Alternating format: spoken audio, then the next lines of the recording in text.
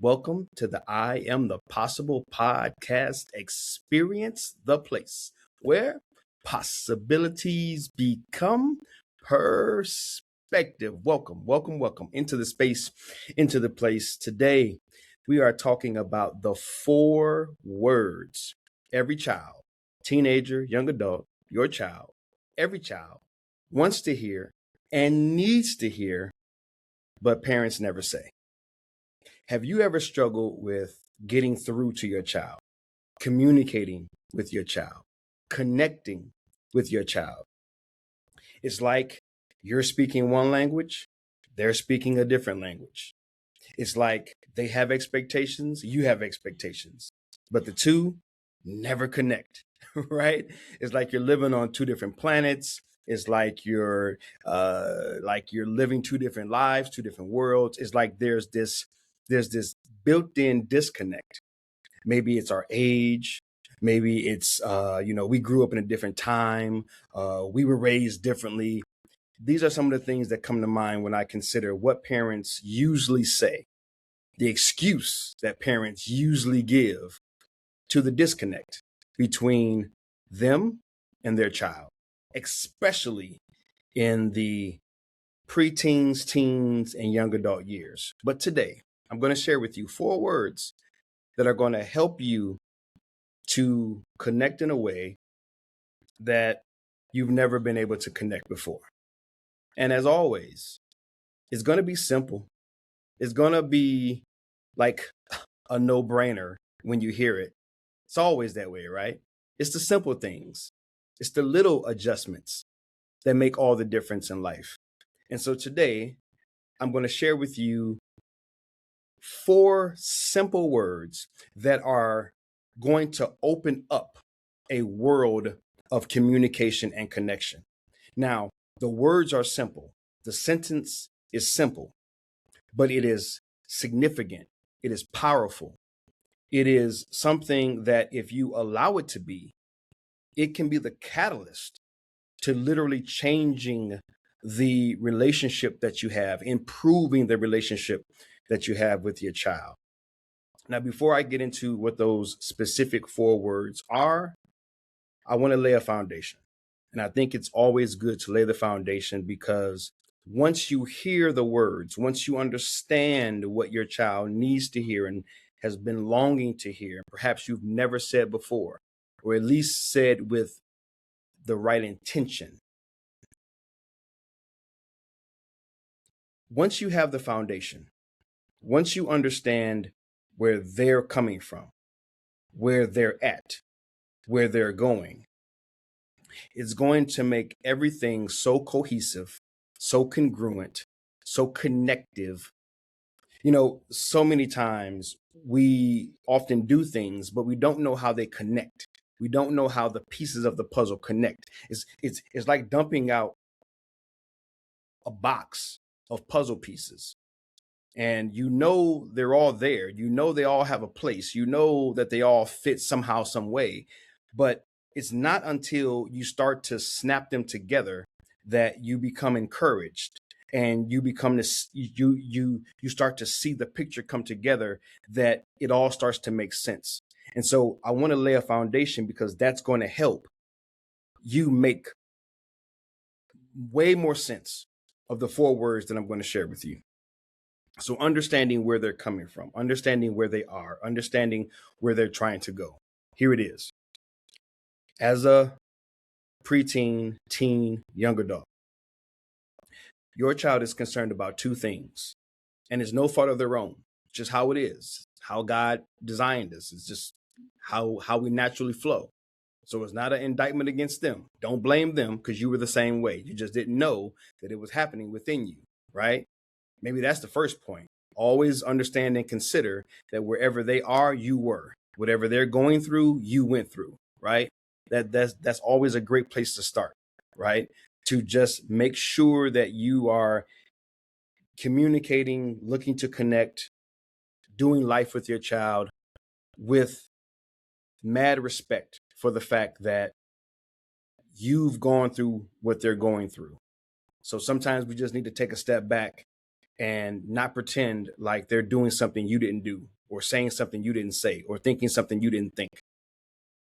But that really wasn't what I wanted to share as my foundation. So here it is.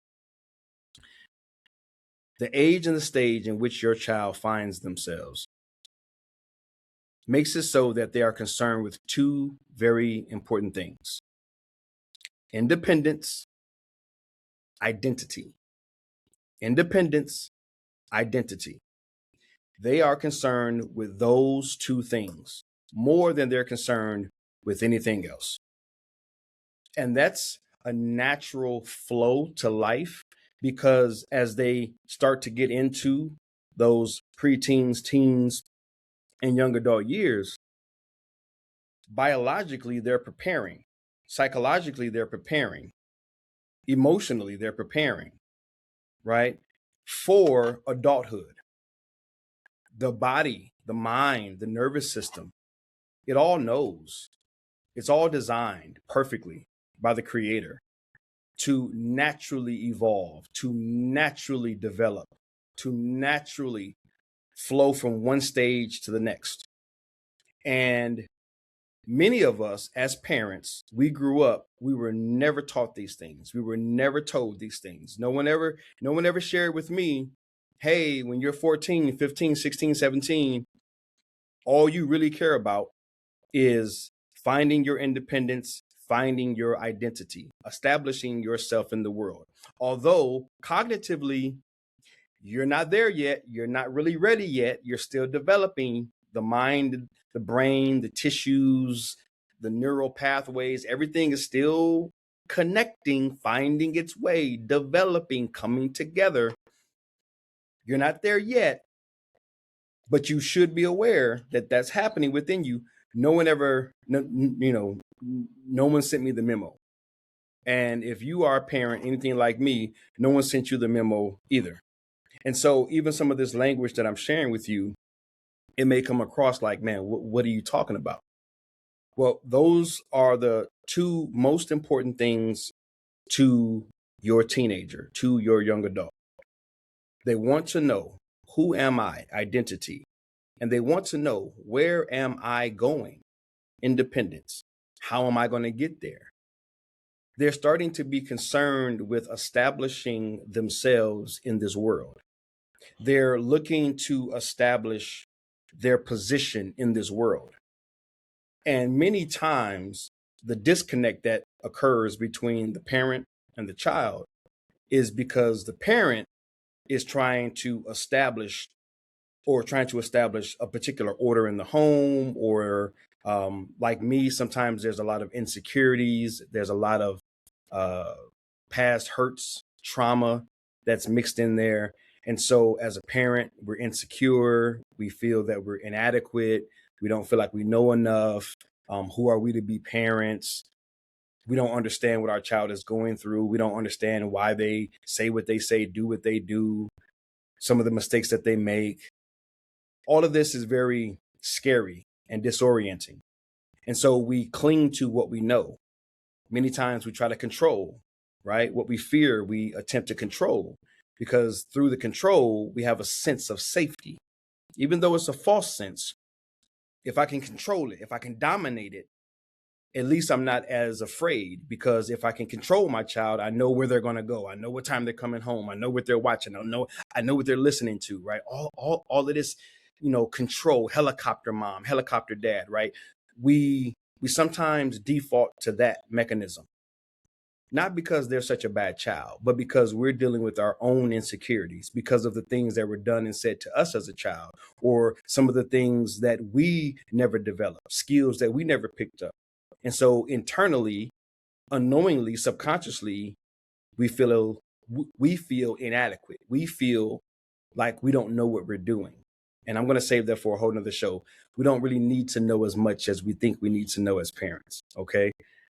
So understanding where they are, the age and stage that they find themselves, independence, identity, that's a tunnel vision for them. They still love you. They're still there. They're still present. They're doing what they're doing. But the intent of their heart, the intent of their minds, the intent of this stage in formation has them extremely focused on identifying, establishing, getting a hold of those two things. So that would lay a foundation for you to go into the conversations, to go into or back into or continue in the relationship that you have with your child. Many parents don't know that. Many parents are unaware of what's happening biologically with their child because they went through it, we went through it, I went through it. But again, I didn't have anyone to share with me to let me know, hey man, you're at the age right now. I get it.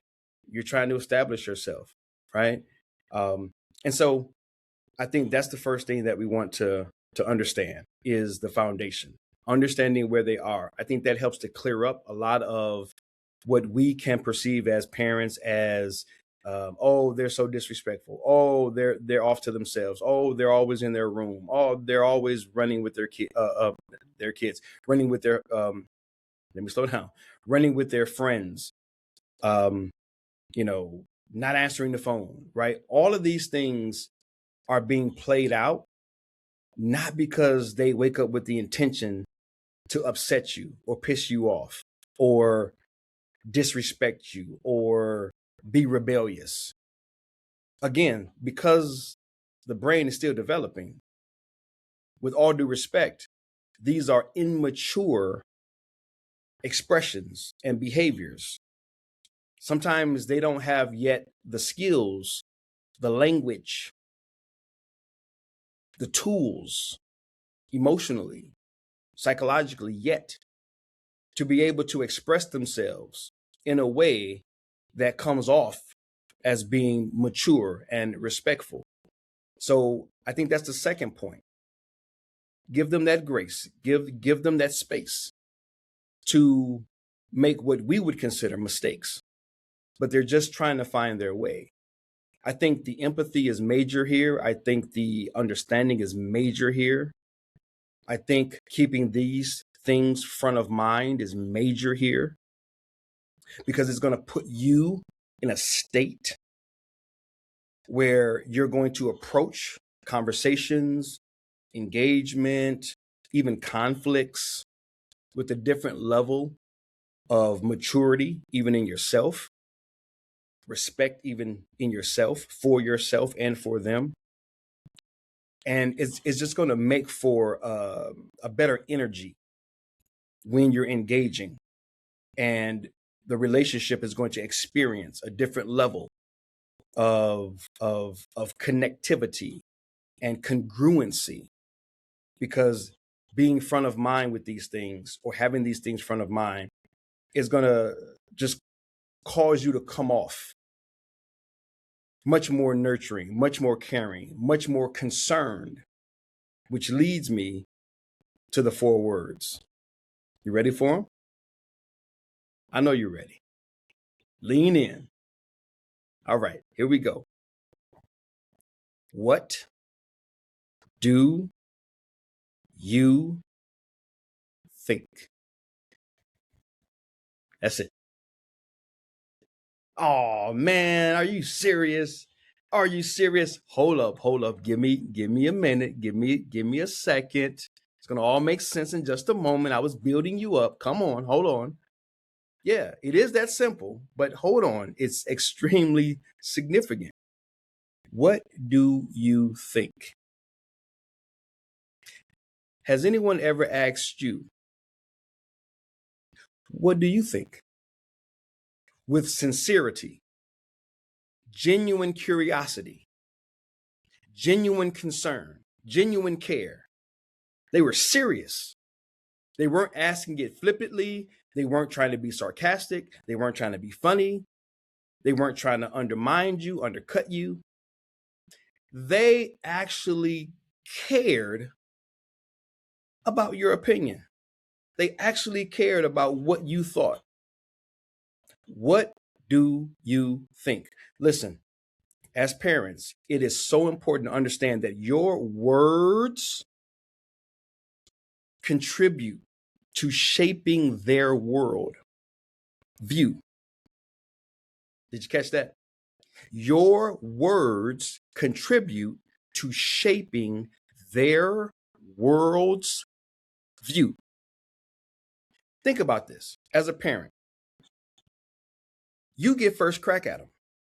They hear your voice first. When they were born, they heard you say, "This child is so beautiful. Oh, I love this child. I love you." Oh, whatever other words you use when the child was first born. They heard your words first, and they hear your words most often. You have immediate access and consistent access. They're hearing you more than they're hearing anyone else. They've heard your words more than they've heard anyone else's words. Your words are helping to shape their world view, the way they view the world. If they think the world is safe, it's probably because you use language that make them feel safe. If they think the world is horrible place, it's probably because you're using words and allowing words to be used around them that create and cultivate like a fear-based mentality, and they don't feel like the world is safe. For example, I grew up in a home where cussing, people, arguing, domestic violence, as we used to call it, calling you out your name, cussing you out, that was a regular thing. That was a regular occurrence. I heard that often. I saw that. I witnessed that. What it did in me was it informed me that life isn't safe. People aren't safe. People will betray you, stab you in the back, misuse you, abuse you. If you cross people the wrong way, they will hurt you. They will harm you. This is just an example from my own background. The things I saw done to my mother, the things I saw done to other women, the things I saw men do, the things I heard men say, men in my family, men in my neighborhood, my surroundings, my environment. Those words informed me, and it helped to shape the way I viewed the world. And so, what do you think? Consider how powerful that really is. When someone asks you, "What do you think?" and they really want to know, how do you feel? Think about that. How do you feel? It's been said that people will forget what you've done for them, but they'll never forget the way you made them feel. See, words create emotions. They trigger emotional responses.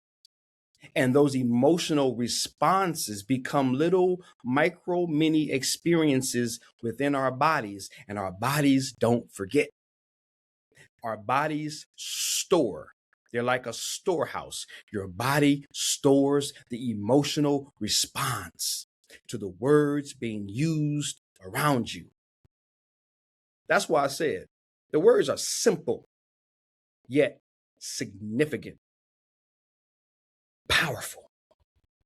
Your words are helping to shape their world's view. How they view the world is based a lot on the words that you use most often. So the first thing I want you to do is consider how you feel, because it's probably how they will feel. Do you feel respected when someone says, "What do you think?" Do you feel like you're being considered, being seen, being heard, being loved, being accepted, being included? Are those some of the things that come up for you? Yeah. Well, if they're coming up for you, guess what? They're probably coming up for them as well. Yeah. Yeah. This is why this is such a game changer. Because, like I told you, this is why I laid the foundation. If I'm someone, I'm the child, and what I care about is independence and identity, and I have a parent that is asking me, what do I think? They're actually leaning in to actually hear and consider and embrace and honor and respect what I have to say. Wow, that goes so far for their identity. Man, you're building it up. You're building up a strong identity within them. And wow, independence. Wow, I have a voice in this world. Wow, I've got something to say and someone wants to hear it. Do you know how many kids are on social media because the parents don't pay them no attention? I see all the stats, all the statistics all the time. Parents worrying about their children because they're always on social media. They're always on Instagram, Snapchat, X, TikTok, right? They're always on their phones. And I'm not saying this is always the case, but if you are a parent and you mad worried about your child always being on their phone, always being on social media, you got to start with yourself. How often are you giving them your attention? How often are you asking them what they think? Because on social, they have the freedom to post what they think and they can get a response. So sometimes social media ain't so much of the devil. Sometimes it's their only friend because that's the only space that they can actually voice their opinion and actually get feedback. Even if it's negative, at least they're getting attention. At least they're getting attention. And sometimes, and there have been studies done, even people that get abused will sometimes choose continuing to be abused, hurt, harmed physically, emotionally, because at the very least, I'm getting some attention. I'm getting some attention in the worst way, but at least I'm getting some attention. And so we have to ask ourselves, if it makes me feel great, it's probably going to make them feel great. And what happens when someone makes you feel great? What do you want to do? You want to be around them more. You want to talk to them more. You want to open up more. You want a stronger relationship. You want a stronger bond. You want a stronger connection. Yeah. So, hey, parent, mom, dad, if you want a better connection, a better relationship, a better channel of communication, maybe their opinion, maybe their voice, maybe what they think needs to be front and center more often. Because the truth is, just because we're older, don't mean we know more. We have more experience, but it doesn't mean that we know so much that we know what they need to do and what they need to be about and where they need to be going and what they need to be doing. I know it's simple for us to feel that way and to think that way. It's default and it's generational.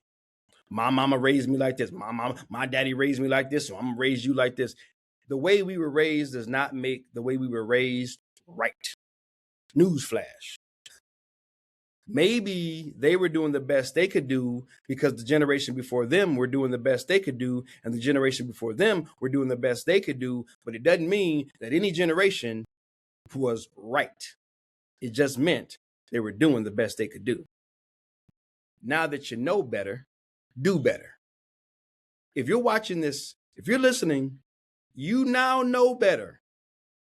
Now you are able to do better. What do you think? 4 words that would change a child's life. I want to tell you why. I wrote them down. You guys know I take my notes. I wrote them down so I wouldn't forget them. All right. Number 1, the reason this is going to change the dynamics of your relationship is going to help build their identity, is going to help nurture their independence, is because those 4 words are going to, number 1, build trust. When someone knows that someone cares about what they think, There's a trust that is built that can't be explained. Again, you have to consider how you feel and how you think. How often do you go into places where your voice is not heard, not welcomed? Your opinion don't matter. How often do you hang around those people? How often do you frequent those places? Yeah. You don't trust that you matter in those spaces and places where you can't never get a word in edgewise. Every time you speak up, you're dismissed. Every time you say something, you're discredited. Huh? You know how we used to say old school parenting, you got, it's time for dinner, right? And you got the grown folks table, and then you got the child's table over there. It was a separation. I don't know how much damage it did, but now that I look back on it, it's like a weird dynamic. It's the grown folks table, and then you got the little kiddie table. I guess logistically, there's some value to it, but I think a lot of that was we talking grown folks talk, which was nothing but a bunch of mess, foolishness, gossip, cussing up a storm, smoking cigarettes and cigars and drinking and acting a fool. We weren't talking about nothing. We were acting a fool, and we just didn't want our kids to be right in the midst of it. But it wasn't like their ears were so protected because they were just a few feet away at the kiddie table. So they still smelled the smoke. They still saw the drink. They still heard the words. They were still a victim of it. They were still being influenced by it. But somehow in, generations past, we conjured up in our crazy thinking that if we keep the adults at one table and the kids at another table, somehow that was doing something. No, it wasn't doing a doggone thing, but damaging those children's psyches. I'm one of them. I can speak to this because I've done this. Okay, I've been there and done this. So the number one thing is going to build trust. It's going to build trust. Okay, before I go down too much of a rabbit hole, you're going to build trust because you trust people that trust your opinion. It's a natural thing. So parents, if you want a better connection with your child, consider what they think, actually honor it, follow through on it, unpack it, integrate it into your home, right? Take some action on it, make it tangible, make it actually mean something, right? Ask these quality questions, get these quality answers. Yeah, right? Remember, your home, mom, dad, that should be, in my opinion, their first classroom, their first church, their first community, their first corporation. They should learn skill sets in all four of those areas in the home first. So when they get out into this big, crazy, scary world, at least they have a foundation. At least they have a frame of reference. At least they have something that they've been exposed to, that they can then cross-reference the madness that they encounter on the streets and on the campuses and on the jobs and the heres and the theirs. And they can say, well, this ain't how it's done at my house. That ain't how mom and dad do that. That's not how business is done in my home. I can't tell you how many times I've had conversations with my children and they've been at a friend's house or at some event or something like that. And just organically, somehow we'll get around to talking about it after the event and they'll share, the dynamics that we have in our home is pretty special because my friends don't have this. They don't have both parents in the home. They don't have these roundtable conversations. They don't have these safe spaces that are created for us to express ourselves, et cetera, et cetera. They don't have these things. And listen, man, by the grace of God and by a lot of reading and studying, we've been able to establish it within our home for our 4 children. If I haven't already said it, if anyone's looking for credibility for adult children, 26 years of parenting. Okay, let me just put that little plug in there. So this is all coming from experience. All right, let me wrap it up. Two more things. Let me get my glasses on so I can see these other 2 things over here. So number one is going to build trust. Number two is going to establish respect. Don't you respect people more when they respect what you have to say? I know I do. I know I do.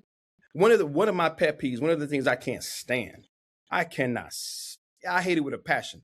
Someone asks me my opinion, or they ask me my recommendation, or they ask me what I, would want to do, and then I share it, I give it, and it's just glossed over. It's like, man, why did you even ask me? Why did you even bother asking me? If at the very least you weren't going to unpack my recommendation, if you weren't going to unpack and go a little further with what I had to share, why'd you even ask me? Why didn't you just do it your way? Right? Don't even bother messing with me. Right? And so you build respect. They feel respected as an individual. They feel respected as someone establishing their independence in this world. Again, it's the world view. So now when they head out into this world, they're heading out feeling as though they are someone who is respected. When people don't feel respected long enough, they become the folks that we don't like, the bad guys, right? The criminals in society. They become the folks that we put in jails and we incarcerate, right? They become the people in court. And it's not because they're so evil to their core. It's because a lot of them, if you were to listen to their story, if they were to share with you their story, just like villains in the superhero movies, every villain has a backstory.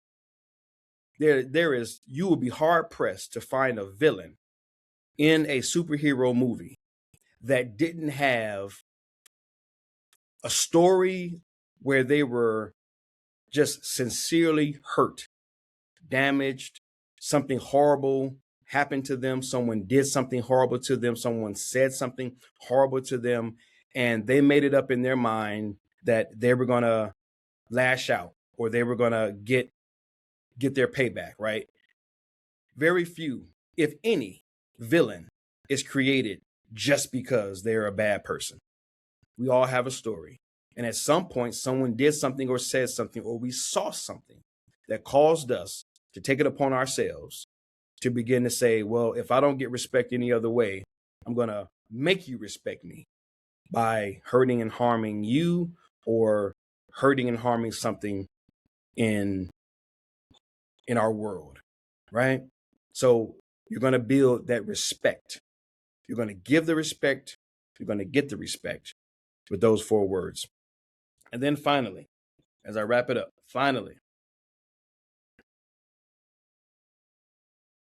well, I already talked about creating a greater connection, so I'm not going to go back over that one. Lastly, developing confidence. So there was actually 4 things, but I already talked a whole lot about creating that better connection. So for this last one is going to build confidence. It's going to build confidence in them. When you say, what do you think? And you allow them to share what they think. And then you allow them to act on it and to live it out and to not impose and to not try to control and dominate, even try to advise them away from the thing that they feel is the right thing to do. Then they're going to start to build self-confidence. You know how we like to say, you got this, you got this. Well, a lot of people don't feel like they got this because their entire lives, everything that they've ever shared or said was always shot down. You get shot down enough, you get discredited enough, you get overlooked enough, you're not going to feel very confident. Remember, confidence at its root word just means trust. So you're helping your child build trust in themselves, which is all about that independence and that identity. So see how it's all starting to connect with those 4 easy words. What do you think? You can actually contribute to their identity being one that is based in confidence. And as they're establishing their independence, it can be based in confidence because they're learning to trust themselves. And identity based on self-trust, a independence based on self-trust. Some of your children, your teens, your young adults, some of them are not moving out because they don't trust themselves. Some of them are not going back to college because they don't trust themselves. Some of them are not productive in life because they don't trust themselves.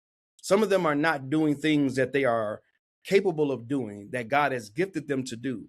They're not very ambitious because they don't trust themselves. Because, I'm going to just say it, Mom, Dad, you ain't built no trust in them. You have not been intentional about building trust in them, for them, by them. And with these 4 words, what do you think? You can actually open up a conversation that opens up the opportunity. It opens the door. It gets it going. It starts to process. So please, start to say these words. Start to say these words. Not because I said so. Not because you think it's going to be a quick fix. Not because you think it's going to get you through the next conflict. They can smell phoniness, man. Kids, they can smell it. They can sense it. They can see it. Don't be phony with it. Let this sit on you for a while. Pray about it. Think about it. Consider it. Whatever you need to do until it's something that you want to do, because you actually want to do it, not because you're just trying to get through a moment of conflict. All right. That's it, guys. That's what I wanted to share. 4 words that every child, teenager, young adult wants to hear and needs to hear, but parents, they don't say it. At least they don't say it enough. All right. Hope and pray that I have added value, and hope and pray that I have invested in some way, somehow, in you cultivating a greater connection and channel of communication with your child. Love you guys, praying for you guys, believing in you guys. This is and has been another episode, another experience here in the I Am the Possible universe. As always, guys, click the links found below in the show notes for all kinds of things. If you want to subscribe, click below. If you want to contribute financially to supporting this podcast, click below. If you would like to drop a comment, click below. If you would like to submit a question that you would like me to create an entire episode on, click below. If you would like to receive coaching one-on-one or group sessions with me directly, click the link below. If you are an event planner or someone who brings in speakers or those who can facilitate groups, workshops, panels, guest speakers, if you're someone who is in that space and you would like me to come in and talk about parenting skills and communication skills, whether it's in person or virtual, I would love to have a conversation with you. Again, click the links below. Everything is in the links below. That's it. All right. You guys have an amazing day. Please remember, as always, as I close, change is possible. But get this. Your change is possible. How? With this practice. God bless you. Thanks for watching. Remember to subscribe, like, comment, and share. For more information, visit me at iamthepossible.com.